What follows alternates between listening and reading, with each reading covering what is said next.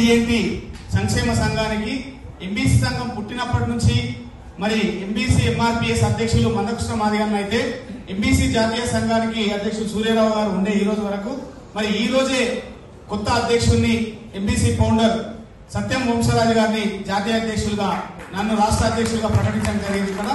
ఈరోజు మరి వారు అన్నతో ఎప్పటి నుంచో అనుబంధం ఉంది, వారు మాట్లాడాలి, సత్యం వంశరాజు గారు మాట్లాడాల్సిందిగా కోరుతున్నాను.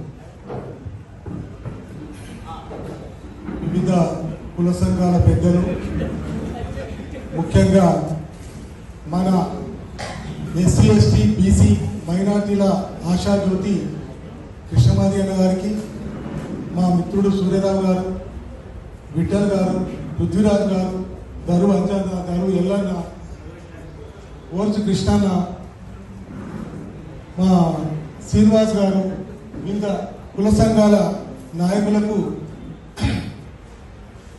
ఒక మారుమూల ప్రాంతంలో చేవెల్లె అనే ఒక మారుమూల ప్రాంతంలో నేను పుట్టి 36 సంవత్సరాల క్రితము పొట్ట చేత పట్టుకొని షామీర్పేట మండల్ జవహర్ నగర్కు నేను వచ్చి అక్కడ స్థిర నివాసాన్ని ఏర్పాటు చేసుకొని మా వీరేశ్వరాన్ని మర్చిపోయిన కురువృద్ధులు అక్కడ స్థిర నివాసం ఏర్పరచుకొని అన్ని వర్గాల మందికి, లక్షల మందికి అక్కడ సొంత ఇల్లు ఉండడానికి ఆ జవహర్ నగర్ నిర్మాణంలో నేను ఒక సభ్యుని.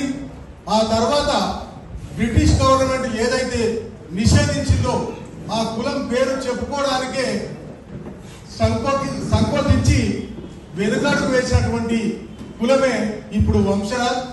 ఆ వంశరాజును నేను పేరు మార్చుకున్నా. మొదలేమో జవహర్ నగర్ స్థిర నివాసం ఏర్పరచుకున్నా, ఆ తర్వాత పేరు వంశరాజుగా మార్చుకున్నా.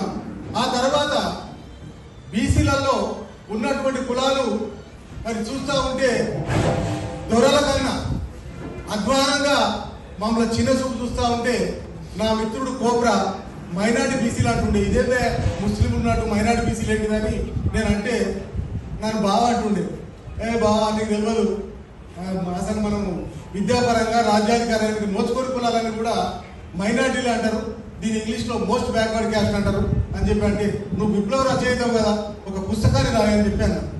అంటే ఆ పుస్తకాన్ని రాసి, కానీ పుస్తకాన్ని ప్రింట్ చేయడానికి నా దగ్గర డబ్బులు లేవు, ఆయన దగ్గర డబ్బులు లేవు.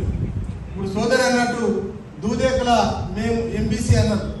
ఈ పుస్తకాన్ని ప్రింట్ చేయడానికి దూదేకుల మిత్రుడు ఉమ్మడి రాష్ట్రానికి నిజమైన హీరో, రాజకీయ నాయకులకు కానీ సినిమా రంగానికి కానీ అన్న పేరు చెప్తేనే అడలెత్తిచ్చే చమర్ బాయి ఈ పుస్తకం ప్రింట్కు 25,000 ఆ 25 సంవత్సరాల క్రితం ఇవ్వడం జరిగితేనే ఈ పుస్తకాన్ని ప్రింట్ చేశారు. ఇది బషీర్బాగ్ ప్రెస్ క్లబ్ లో ప్రింటింగ్ జరిగింది. ఆ తర్వాత మేము మామూలుగా ఎంబీసీ సంఘాలు సూర్యరావు గారు నేను మామూలుగా నడిపిస్తున్నాం, కానీ రాష్ట్ర వ్యాప్తంగా విస్తరణ చేయలేదు. ఇది 2008లో పీజీఆర్ చనిపోయిన రోజు నాడు సెంట్రల్ కోర్టు హోటల్లో ఈ రాష్ట్ర కార్యవర్గాన్ని ఏర్పాటు చేసినాం. మరి అది అంత పెద్దగా నాకు తెలిసి ఇవాళ పీజీఆర్ జయంతి ఏదో ఉన్నట్టుంది, మరి రియాలో రేపు నాకు ఐడియా లేదు, కానీ ఈ రోజు మళ్ళా ఆ ఏర్పాటు చేసుకున్నాము.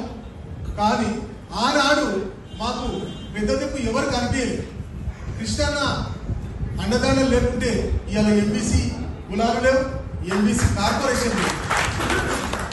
కృష్ణన్నతోటి ఎన్నో ఆయన ముందు పెట్టి చంద్రబాబు గారు కానీ రాజశేఖర రెడ్డి గారు కానీ వివిధ అధికారులకు మీకు చెప్పాలి, ఈ విజయ్ కుమార్ ఉన్నది నెల్లి అని పడ్డది 40 ఏళ్ల క్రితం.